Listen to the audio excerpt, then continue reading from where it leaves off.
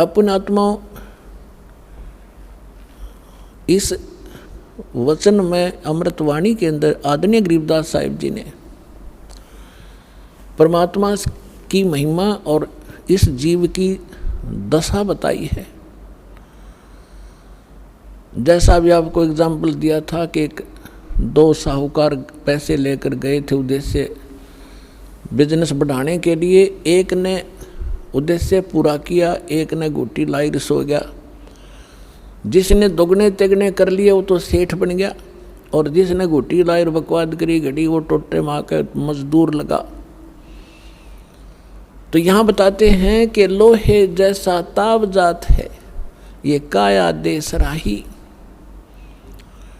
अब जैसे कारीगर होता है, लोहे को गर्म करता है ऐरन में, उसको खूब गर्म कर देता है, और उस गर्म रहते ही उसके ऊपर वो चोट लगाता है या किसी मोल्ड में डाल देता है, तो जिस उद्देश्य के लिए वो गर्म किया था तो वो सफलता प्राप्त कर लेता। जब गर्मा गर्म पर कर गया था, और जब वो जरा सा ठंडा हो गया, फिर चाहे सारे गन्ने झाड़ ले वह चीज़ नहीं बनेगी, बांगा टेढ़ा हो जाएगा। तो यहाँ बताते हैं कि लोहे जैसा ताव जात है, ये मनुष्य जीवन आपका है। जब तक ये मनुष्य जीवन है आपका लोहा गर्म है, और इस गर्म लोहे पर ये चोट लागी राम नाम की सत्संग की, तो आपका उद्देश्य पूरा हो जाएगा जिसके लिए मनुष्य शरीर मिला था। और ये हो गया ठंडा, इसको देंगे फूक, फिर बनेगा गधा। या सुंदर शरीर रहा नहीं, बांगा टेढ़ा मुंह हो गया, कोई गधे का, कोई बंदर का, कोई कुत्ते का, कोई धूम लगाए फिर रहे होंगे हम। तो इन कष्टों को याद दिलाया जाता है, इसके साथ साथ इसका एक समाधान भी इसमें बताया जाएगा। क्या बताते हैं? 3 लोक और भवन चतुर्दश, ये 14 लोक और 3 लोक 14 भवन के सब अपना वर्क डन किया हुआ प्राप्त कर रहे हैं। सब सौदे के लिए ही ये आते हैं, यहाँ पर सौदा करके जाते हैं। जो जैसा कर्म करता है वैसा ही फल इनको यह मिल जाता है। 3 लोक और भवन चतुर्दश सब जग सौदे आही, और दोगुने तिगने करे चौगने किन्हु मूल गवाई। ये मनुष्य जीवन के श्वास आपकी मूल धन है, ये मूल पूंजी है।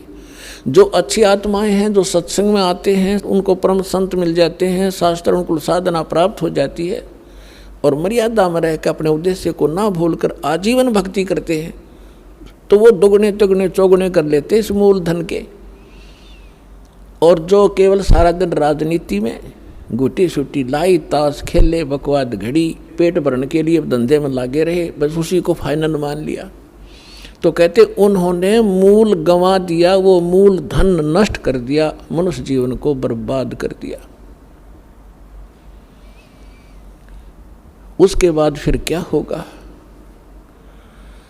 कहते हैं ये दम टूटे श्वास खत्म होंगे, ये शरीर नष्ट हो जाएगा, समाप्त होगा। फिर जीवात्मा तो ऊपर ले जाएंगे पकड़ कर यम के दूत, और पीछे से ये नकली धर्मगुरु हमारे इसकी क्रियाक्रम पर ला देंगे हमने, और वहाँ उसकी दुर्गति हो रही होगी ऊपर, या हम क्रियाक्रम करके उसकी गति की चिंता कर रहे होते हैं।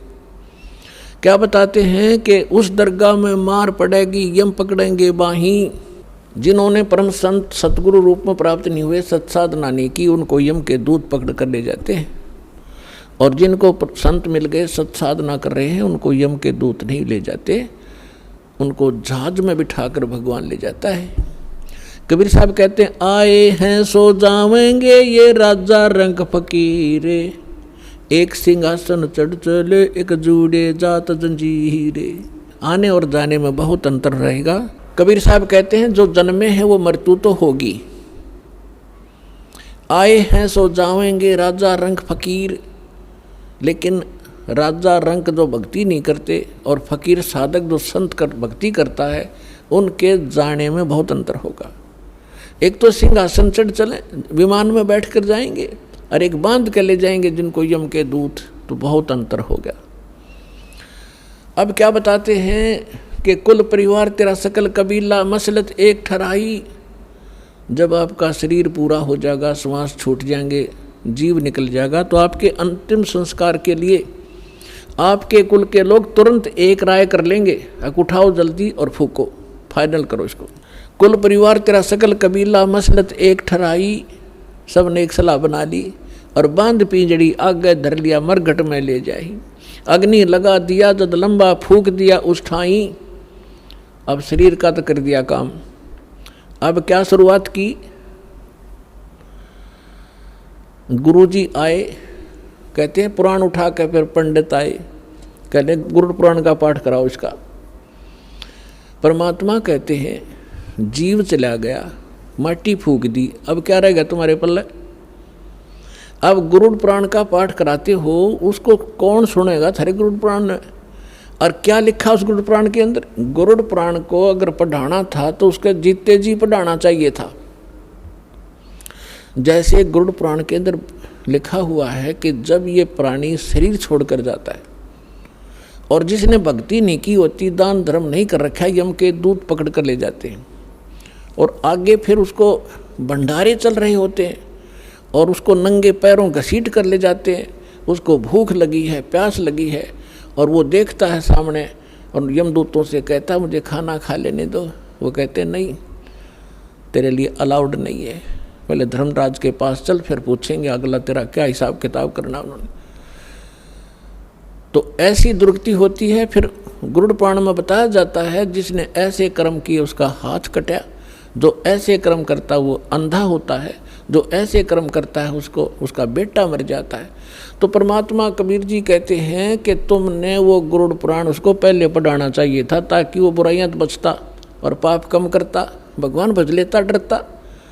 अब वो गदा बनने की तैयारी करे, तुम गुरु पुराण पढ़ाने लग रहे हो, वहाँ पर है सारे उल्टी रीति।